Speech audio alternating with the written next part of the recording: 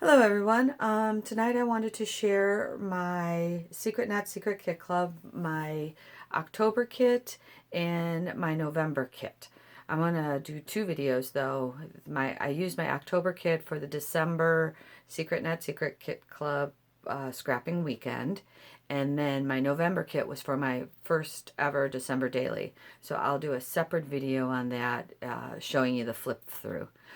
But most of my 12 by 12 layouts were done during the scrap weekend in December, because I was mostly doing the December daily. But I was really happy that I got 11 12 by 12s done. So for the weekend, the first challenge we had was the sketch, which Crafty Maggie did the sketch on the Facebook on a live feed, and then Laura Rumble designed it for the Secret Not Secret Kit Club. So here's the layout for the sketch. And this came from my October kit, and the triangle paper as well. And there's little copper hearts on it. I don't know if you can see, but they go with the triangles as well on the paper. So they went really well together. Then the second challenge came, and it was a bingo challenge. And this is a 2-spread layout because I wanted to incorporate the invitations and some extra pictures, the ribbon cutting and that kind of thing. But so I used the rest of that paper. I brought in some of that triangle paper on the top. And my row was sequins and a stencil, stars, hearts, and stamps. So I was able to do that. Oh, and I have to sew this yet. I was going to stitch this to close the pocket, which I haven't done yet. So there's the second page of that. The third challenge was a scrap lift a member from the Secret Not Secret Kit Club. So it was Dolly Boyd this month. We have a member every month that we scrap lift, and hers had mixed media right on the page behind the picture. I chose to do mine on a separate piece of paper, so I just did acrylics with the green, the yellow, and the black, painted the paper, and then these are raindrops. I used blue acrylic paint with the molding paste to create raindrops because it was in the spring. But I didn't want to do right on the paper because this is really, really, really thin paper. I think I got it from Hobby Lobby. It's the only paper that I have with the ducks on. So that's why I chose to do that. I wish I would have left a little more room around the picture, but I'll try it again on heavier paper. But I like how that came out. That was something that I've wanted to scrap for a long time. This one, I'm probably going to have to say this was my favorite from the weekend. It was the Unconventional Challenge, and we had to go around the house or outside and get unconventional scrap supplies. So what I did is I put some salt. I mixed the salt in with the molding paste to give it a little bit of texture. Drywall joint tape I used. This is dental floss from the bathroom for the string. And I have masking tape. And then this is a paper towel that I just sprayed with some mist and I put behind the picture. It added some texture. And I mixed media, did mixed media on the background. I stenciled. I don't know if you can see it on the camera, but they're like sun rays.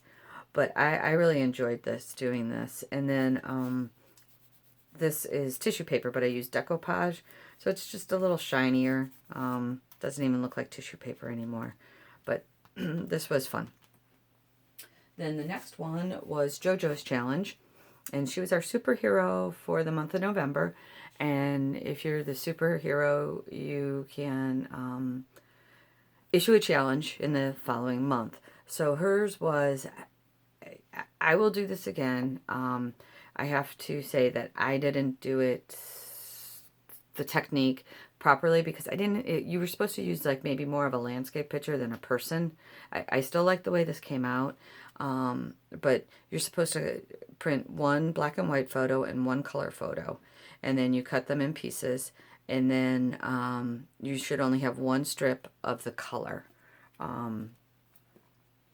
photo, and then the rest would be black and white or the reverse, whichever you prefer.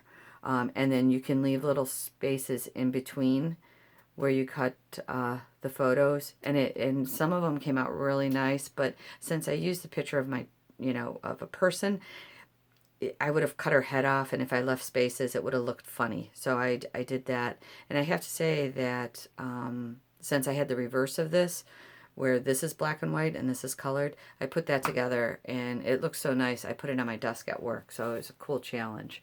I don't know if you can see with the glare, but so this is black and white, this is the color, and then more black and white panels. So that was fun.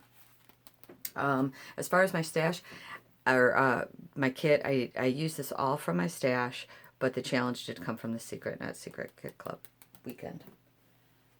Then this one is I guess, two-parter, because I did this part. This was just a white piece of paper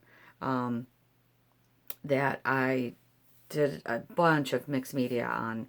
So I sprayed, I stenciled, I embossed, I put scraps, glued them down, and then I believe I put white gesso on top of it. I even used a pencil and tried to smear it, blur it with my finger. So that was for the mixed media challenge. And then Daisy Scraps had a challenge where you take your scraps and you glue them down, and then you can either cut it like a triangle, a block, an animal. She had a really cool one. It was a giraffe. But it was getting late, so I just went with circles, and I used all my scraps from the scrap weekend, just glued them down, and I went with the circles, and I'm really happy how they came out. So I'll do that again as well, the technique. Then this one I just did on my own. So there's the sketch. This sketch came from, I believe this sketch came from the Facebook page for the Secret Not Secret Kit Club. And this is my layout. This is an old camping trip that my husband and friends of ours took, probably in 1993. And as I was scrapping it, I only left this area to journal, and as I was scrapping it, I was thinking of all the stuff that happened and everything. So I decided that I would journal. I would make it so I could journal inside, and then put another picture here. So I liked how that came out.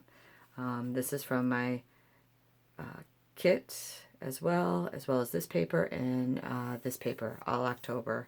The rest I just grabbed from my scraps or my stash. So then the next one, I used this as my inspiration.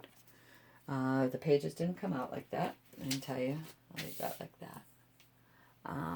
So this was the scrap summer challenge. I did this after our weekend, but I try to do all the challenges even if the time is up on them.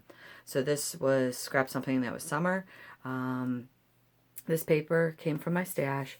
I believe it came from a hip kit, and this paper is already watercolored. I did not do that.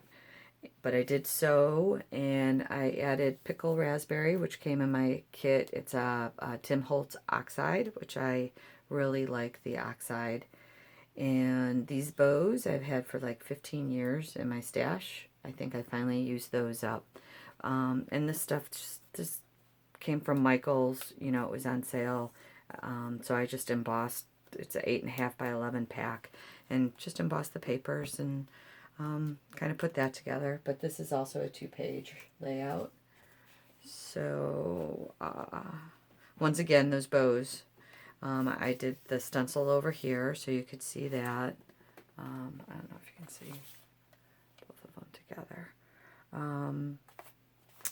The puffy hearts came from my kit, and the little "You Make Me Happy." So that I enjoyed doing that one too. That was fun. The colors were good. And this is the last one that I did in December. And this is the sketch. I got this from Page Maps. I did it wrong. I brought these two papers all the way down instead of bringing the bottom across and over this paper, but that's fine. It still came out good. So basically this is the first page, and my daughter found this rock on a trail that we were hiking on in Ohio. It's called Rock of Ohio. So people are hiding these, they paint the rocks and then they hide them wherever. It could be on a counter at a Walgreens store, it could be on a hiking trail, and you can find it anywhere in school. And when you pick it up on the back, it says Rock of Ohio. And then you go on the Facebook group and you post that you found the rock, and then you re-hide the rock. So that's, my daughter had found one on a trail that we were hiking on, and the house is gone. The foundation is still there, and the chimney's still there, and it was right on the ledge. So I took a picture. And then this is the second page, and this is just some pictures we took along the way. This was our last snow. I think we had a last snow in April 2017 here, and we just walked and took some pictures. It was warm. Once you got walking in the snow, but so I'll journal on that, and that's my 11 12 by 12 layouts for the month of December. So just wanted to share and wish everybody a happy 2018, and I will see you next month. Thank you.